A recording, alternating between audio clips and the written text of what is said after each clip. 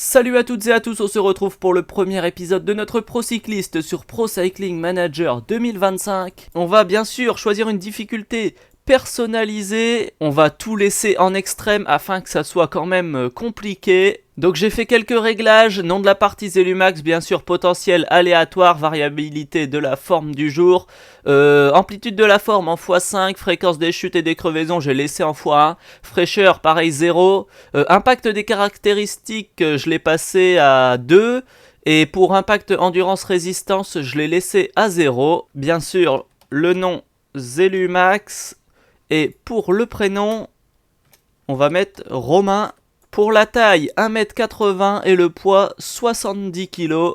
Et nous allons partir sur un coureur cette année qui sera classique du Nord, grimpeur, pour essayer d'avoir le coureur le plus complet possible. Comme nous sommes français, pour cette première saison, nous allons partir à la Van Rysel-Roubaix. Et nous voilà dans le menu de notre pro cycliste. Donc on va commencer par répondre à l'entraîneur. On a fait une bonne préparation mais sans nous affoler pour arriver au top au printemps. Comme ça on aura moins de fatigue mais également moins de préparation. On valide et on va aller dans hebdomadaire afin de pouvoir programmer nos premiers entraînements. Je viens de finir les entraînements, donc on va partir au début en classique du Nord afin de passer la première évolution à 100% en classique du Nord. Et après on va partir sur du coureur par étape. Donc désormais, direction le 1er février avec le passage de mois. Et nous sommes le 1er février, donc nous avons plus 50 points pour le passage de mois, ce qui fait une amélioration de caractéristiques et un point de compétence. Donc là, pour l'instant, on n'a pas le choix, on a juste Classique du Nord pour évoluer. Du coup, on va prendre Classique du Nord, mais juste avant, je vais aller voir notre potentiel. Ah et ouais, c'est vraiment pas mal, on a un plutôt très bon potentiel en globalité. Pour ce premier niveau, nous allons donc prendre l'amélioration en classique du Nord. Nous allons placer le point de compétence dans entraînement parce qu'au deuxième, on va pouvoir débloquer une case en plus dans notre préparation. Et ça, c'est vraiment utile. Du coup, je le place ici. Désormais, direction le Grand Prix cycliste La Marseillaise. Et nous sommes au départ de ce Grand Prix cycliste La Marseillaise avec un -1 pour nous et un objectif de rouler en tête de groupe. Donc on va tout simplement jouer ce rôle d'équipier aujourd'hui. Et c'est parti, on commence à rouler en tête de peloton.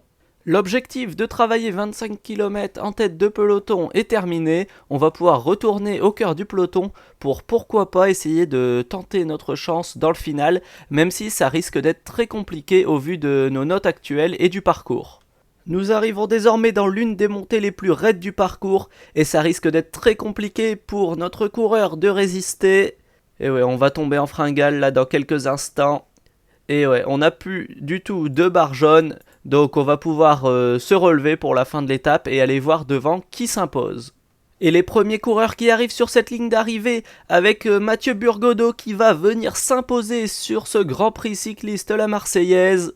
Avec notre coureur pour sa première course professionnelle, quelle place allons-nous venir chercher?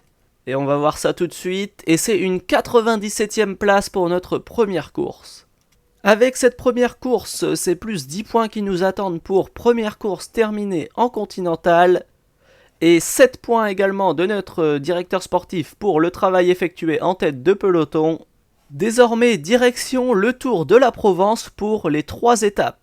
Nous sommes au départ du tout premier prologue de notre carrière, le -4 qui fait vraiment très mal. On va tenter de partir quand même assez fort pour limiter la casse, on va dire. On accélère encore un peu là, on voit que c'est très court, il y avait 4 km 500 je crois, donc on peut encore accélérer, il y a une légère bosse dans le final. Donc on va en garder un tout petit peu de barre rouge pour ce final. On est déjà à 1 km 500. On va pouvoir accélérer sur la fin. Il nous reste encore un peu de barre rouge. Est-ce qu'on va pouvoir aller chercher un bon temps provisoire? On donne tout et on se fait déjà doubler. Et pour nous, ça sera le dernier temps provisoire. 6e temps provisoire à 1 minute 29. Sur ce prologue, c'est finalement Clément Russo qui s'impose. Nous, avec notre coureur, nous finissons vraiment très loin. On va aller voir exactement à quelle place nous finissons. 105e.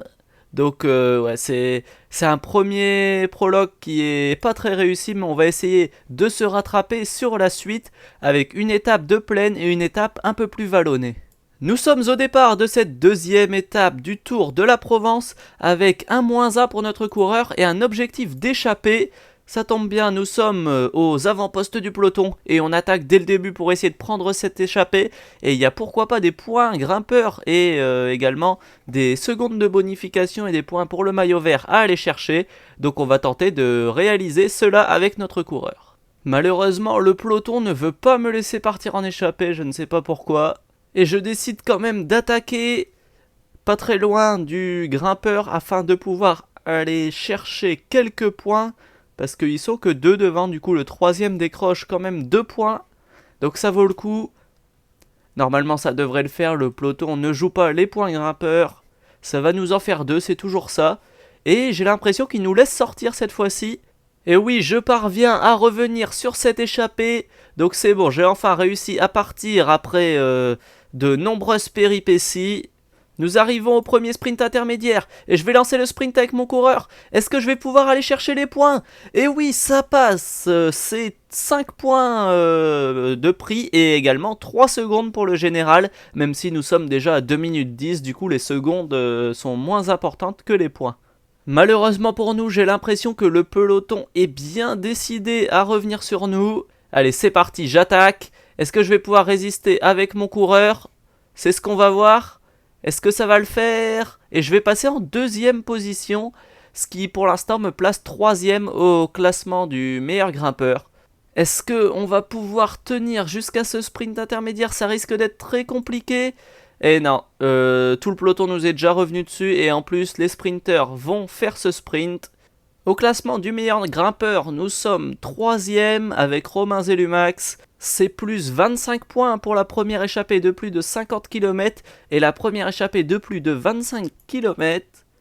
Et on a également plus 2 points pour notre échappée, même si on n'a pas réussi à réaliser les 110 km.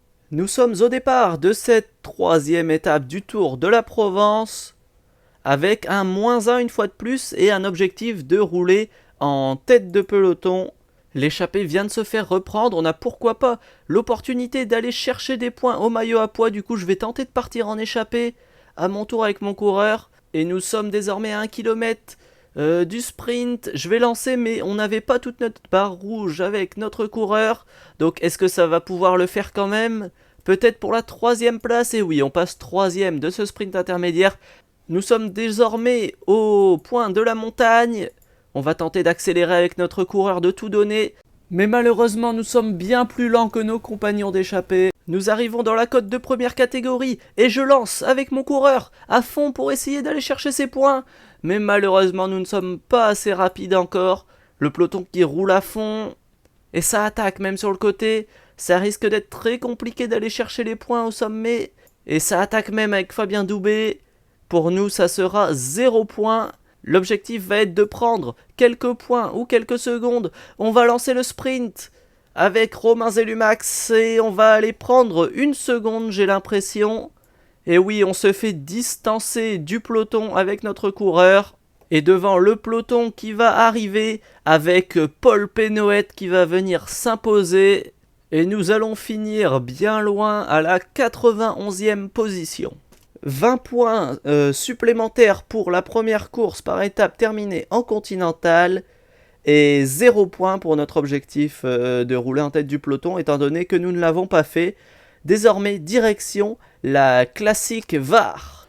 Nous sommes au départ de cette classique du Var avec quelle note? Un +5 pour notre coureur, c'est énorme. Et on a comme objectif de relayer en tête du peloton. On va essayer de réaliser quelque chose de grand avec ce +5, ça serait vraiment bien. L'objectif de 25 km en tête du peloton est terminé. Nous sommes désormais à 3 km de l'arrivée et ça devient très difficile pour notre coureur qui n'a pratiquement plus de barre. Mais on va quand même essayer de tout donner pour essayer d'aller chercher le meilleur résultat possible. On va prendre la roue de Riccitello si on arrive à la suivre. Malheureusement, on tombe en fringale en bas du mur final. Est-ce qu'on va pouvoir tenter quelque chose? Je ne pense pas, ça risque d'être vraiment compliqué.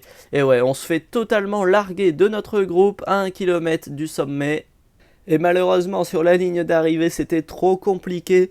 54e position pour notre coureur, c'est Kevin Vauquelin qui s'est imposé devant David Gaudu. Et c'est donc 14 points en plus pour notre coureur. Le 1er mars, nous passons au niveau 3 avec les 50 points du passage de moi. C'est donc un point de compétence et une amélioration de caractéristiques. Après avoir regardé, même si course par étape n'est pas forcément à 100%, ça reste quand même plus intéressant de prendre une évolution en coureur par étape qu'en classique du Nord. Du coup, on va partir sur une évolution coureur par étape et notre point de compétence, on va aller le placer dans entraînement, ce qui fait que désormais, on a une case en plus pour l'entraînement. En tout cas, je vais aller positionner les entraînements. En tout cas, si cette vidéo vous a plu, n'hésitez pas à vous abonner, à mettre un pouce bleu, à activer la cloche, ça me ferait super plaisir. Et moi je vous dis à la prochaine, salut!